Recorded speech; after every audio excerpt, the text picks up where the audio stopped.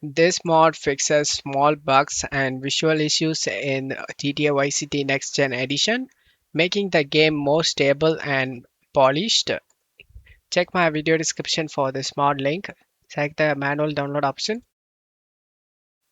and select the slow download option, and it will start downloading. After download done, select this folder icon, and now navigate to the game and right click and select open file location. In game folder, open common data cd images, and now just copy the script.img and paste it in other location to take a backup, and then right click on the mod we download and select WinRAR and select open WinRAR. Just try and drop this script.img file inside our folder and select replace the file in the destination, and just close stuff here and launch the game. After installing this mod, you will notice fewer bugs, smoother gameplay, and small visual issues fixed across the games.